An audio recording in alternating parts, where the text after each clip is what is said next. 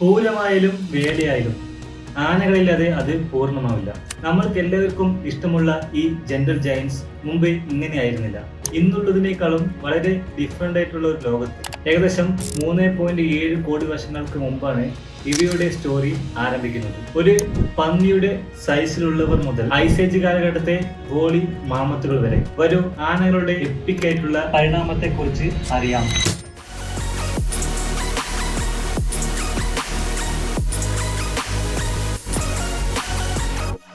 ഇവ എങ്ങനെയാണ്, ഏത് കാലഘട്ടത്താണ് ജീവിച്ചിരുന്നത് എന്നുള്ള വിവരങ്ങൾ അത് നമ്മൾക്കായി വിട്ടിട്ട് പോയ ഫോസിലുകളിൽ നിന്നും അറിയാൻ കഴിയും. ഫോസിലുകൾ എങ്ങനെയാണ് രൂപപ്പെടുന്നത് എന്ന് ചോദിക്കുകയാണെങ്കിൽ, ഒരു ജീവി മരിക്കുമ്പോൾ അത് പെട്ടെന്ന് തന്നെ മണലിലോ ചെളിയിലോ അടിഞ്ഞു മൂടപ്പെടുന്നു. കാലഘട്ടങ്ങൾ കഴിയും തോറും ആ ജീവിയുടെ സോഫ്റ്റ് ആയിട്ടുള്ള പാർട്ടുകളൊക്കെ നശിച്ചു പോയി അതിന്റെ എല്ലുണ്ടായിരുന്ന ഭാഗങ്ങളിൽ മിനറൽസ് ചെന്ന് ഹാർഡാകും. അങ്ങനെ പ്രഷറും കെമിക്കൽസും കാരണം ലക്ഷക്കണക്കിന് വർഷങ്ങൾക്ക് ശേഷം അതൊരു കല്ലുപോലുള്ള ഫോസിലായി മാറുന്നു. ഈ ഫോസിലുകളുടെ പഴക്കത്തെ അറിയാനായി പല ടെക്നിക്കുകളും അല്ലെങ്കിൽ മെത്തേഡുകളും സയന്റിസ്റ്റുകൾ യൂസ് ചെയ്യാറുണ്ട്. അതിലൊന്ന് റേഡിയോമെട്രിക് ഡേറ്റിംഗ് ആണ്. ഇതുവഴി കാർബൺ-14, യുറേനിയം-238 പോലുള്ള റേഡിയോ ആക്റ്റീവ് എലമെന്റ്സ് നശിച്ചു പോകുന്നത് മെഷർ ചെയ്യുന്നു. ഇത് ദശലക്ഷക്കണക്കിന് വർഷങ്ങളിലുള്ള കൃത്യമായ ഏജ് നൽകുന്നു. മറ്റൊന്ന് സ്ട്രാറ്റിഗ്രഫിയാണ്. ഇതുവഴി റോക്ക് ലെയറുകളുടെ ആഴത്തെ അടിസ്ഥാനമാക്കി ഫോസിലിന്റെ പ്രായത്തെ നിർണ്ണയിക്കുന്നു. കൂടുതൽ ആഴമുള്ള ലെയറാണെങ്കിൽ കൂടുതൽ പഴക്കം ചെന്ന fossil. Palaeomagnetic dating, index fossils എന്നിവയാണ് മറ്റു ഡേറ്റിംഗ് മെത്തേഡുകൾ. ലിസ്റ്റിലെ ആദ്യത്തെ അംഗമാണ് മൗറിതീരിയം.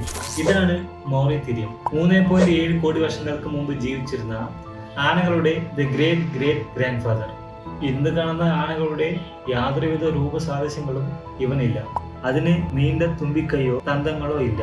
അതിന്റെ സൈസും വളരെ ചെറുതായിരുന്നു, ഏകദേശം ഒരു പന്നിയുടെ സൈസ്. ആ കാലഘട്ടങ്ങളിൽ ഇന്നത്തെ ഈജിപ്തിന്റെ മേഖലകളിലുള്ള ചതുപ്പ് നിലങ്ങളിലാണ് ഇവ ജീവിച്ചിരുന്നത്. അവിടെ നിന്നാണ് ഇതിന്റെ ഫോസിലുകളും കണ്ടെടുത്തിട്ടുള്ളത്. അത് വെള്ളത്തിൽ വളരുന്ന സോഫ്റ്റ് ആയിട്ടുള്ള ചെടികളും പുല്ലുകളും ഒക്കെയാണ് കഴിച്ചിരുന്നത്. ഇത് നമ്മൾ കാണുന്ന ഹിപ്പോപ്പൊട്ടമസ് എങ്ങനെയാണോ കഴിക്കുന്നത് അതുപോലെ മൗറിതീരിയം മറഞ്ഞു പോയതല്ല, അത് എവോൾവ്ഡ് ആയി. ലക്ഷക്കണക്കിന് വർഷങ്ങൾ കഴിയും തോറും അതിന്റെ സന്തതികൾ നിലത്തിൽ ജീവിക്കുന്നത് പോലെ അഡാപ്റ്റ് ആവാനും വലുതാവാനും തുടങ്ങി. അടുത്തത് പേലിയോമാസ്റ്റോഡോൺ. ആനകളുടെ പരിണാമത്തിലെ മറ്റൊരു ഇമ്പോർട്ടന്റ് ആയിട്ടുള്ള അംഗമാണ് പേലിയോമാസ്റ്റോഡോൺ. ഭൂമിയിലെ കാലാവസ്ഥ സീസണൽ ആയപ്പോഴാണ് ഇവയുടെ വരവ്. ഏകദേശം 3.5 കോടി വർഷങ്ങൾക്ക് മുമ്പ് ഈജിപ്തിലുള്ള ക്വാസറൽ സാഗ എന്ന സ്ഥലത്ത് നിന്നാണ് ഇതിന്റെ ഫോസിലുകൾ കണ്ടെടുത്തിരിക്കുന്നത്. ഇതിന് കുറച്ച് വലിയ ബോഡിയും ചെറിയ തന്തങ്ങളും തുമ്പിക്കൈയുമാണ് ഉള്ളത്. ഇവ നോർത്ത് ആഫ്രിക്കയിലെ നദിയോര മേഖലകളിലും കാടുകളിലുമാണ് വസിച്ചിരുന്നത്. ഇലകളും വെള്ളത്തിൽ വരുന്ന ചെടികളും ഒക്കെയാണ് ഇതിന്റെ ഡയറ്റിൽ ഉൾപ്പെടുന്നവ. ബട്ട് ചതുപ്പ് നിലങ്ങൾ ഡ്രൈ ആവുന്നതും കാലാവസ്ഥ വ്യതിയാനവും അതിന്റെ ഇവല്യൂഷനിലേക്ക് നയിച്ചു.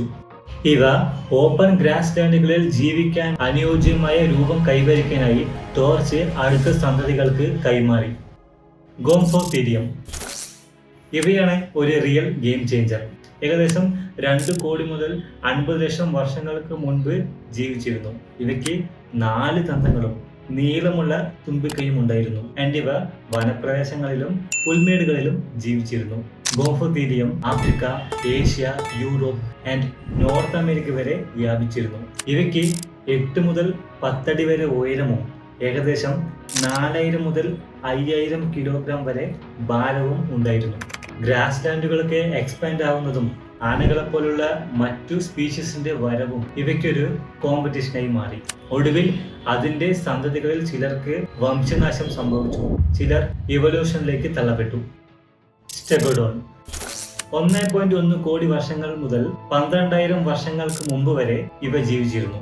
ഏഷ്യൻ കാടുകളിലെ ഭീമനായിരുന്നു ഇവൻ. ഇവന് വലിയ നീണ്ട തന്തങ്ങൾ ഉണ്ടായിരുന്നു. ഏകദേശം 8 അടി നീളമുണ്ട് ഈ തന്തങ്ങൾക്ക്. 8.2 മുതൽ 13 അടി ഉയരവും 6000 മുതൽ 8000 കിലോഗ്രാം വരെ ഭാരവും ഇതിനുണ്ട്. ഇതിന്റെ ഫോസിലുകൾ ഇന്തോനേഷ്യ, ചൈന ആൻഡ് ഇന്ത്യയിലും including Narmada valley and Siwalik ഹിൽസുകളിൽ നിന്നും കണ്ടെടുത്തിട്ടുണ്ട്.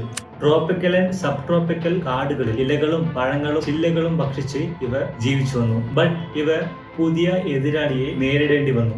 അതാണ് മനുഷ്യൻ. വാസസ്ഥലങ്ങളൊക്കെ ഐസേജ് ആരംഭിച്ച് മാറിയതോടെ ആദ്യകാല മനുഷ്യൻ ഇവയെ വേട്ടയാടാൻ തുടങ്ങി. അങ്ങനെ സ്റ്റെഗോഡോൺ വംശനാശത്തിലേക്ക് പോയി. Mammuthus, woolly mammoth. ആനകളിലെ സൂപ്പർ സ്റ്റാറാണ് വോളി മാമത്ത്.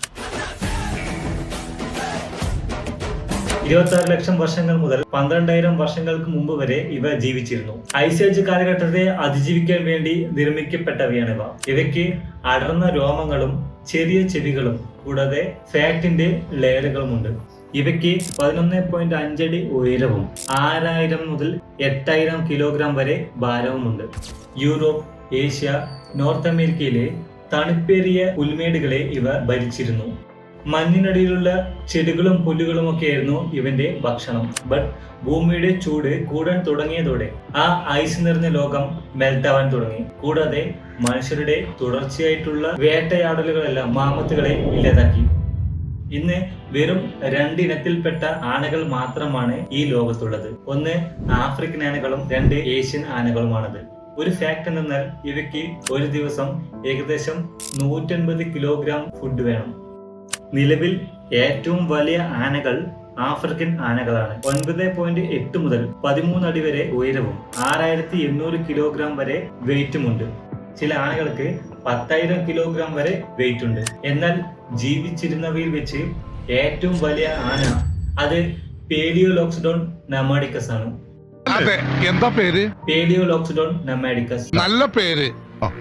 24,000 വർഷങ്ങൾക്ക് മുമ്പ് ജീവിച്ചിരുന്നവയാണിവ, അതും നമ്മുടെ ഇന്ത്യയിൽ.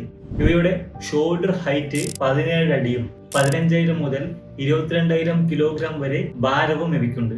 ഒരു വലിയ മരത്തെ പോലും ഇവയ്ക്ക് ഈസി ആയിട്ട് പിഴുതെറിയാൻ കഴിയും. ഈ ലിസ്റ്റിൽ പറയാത്ത മറ്റനേകം സ്പീഷീസുകളും ഈ ലോകത്ത് ജീവിച്ചിരുന്നു. ആനകളും ആനകളെ പോലുള്ള മാമൽസിന്റെയും 160 സ്പീഷീസുകളാണ് ഈ ലോകത്ത് ജീവിച്ചിരുന്നത്. എക്സാമ്പിൾ ബേരിതീരിയം, ഫിയോമിയ, പ്ലാറ്റിബെലഡോൺ, ഡൈനോതീരിയം, കെർവിയറോണിയസ് എന്നിവയാണ് ചിലത്. ഒരു കാര്യം എന്നാൽ ലക്ഷക്കണക്കിന് വർഷങ്ങൾക്ക് മുമ്പും ഇന്നും ആനകൾക്ക് ഒരു ത്രെട്ടായിട്ട് ഇരിക്കുന്നത് മനുഷ്യർ തന്നെയാണ്. ആനകളെ കാണുന്നത് തന്നെ നമുക്കൊരു വികാരമുള്ള കാര്യമാണല്ലേ. സോ ഈ വീഡിയോയിൽ പറഞ്ഞിരിക്കുന്ന ഏത് ആനയാണ് നിങ്ങൾക്ക് കാണാൻ ആഗ്രഹിക്കുന്നതെന്ന് കമന്റ് ചെയ്യുക. ഏത് ആനയാണ് വളരെ ഇൻട്രസ്റ്റിംഗ് ആയിട്ട് നിങ്ങൾക്ക് തോന്നിയതെന്നും മറക്കാതെ കമന്റ് ചെയ്യുക. ആൻഡ് ഈ വീഡിയോ ഇഷ്ടപ്പെട്ടെങ്കിൽ മറക്കാതെ ലൈക്ക് ചെയ്യുക, സബ്സ്ക്രൈബ് ചെയ്യുക. Thanks for watching. അടുത്ത വീഡിയോയിൽ കാണാം.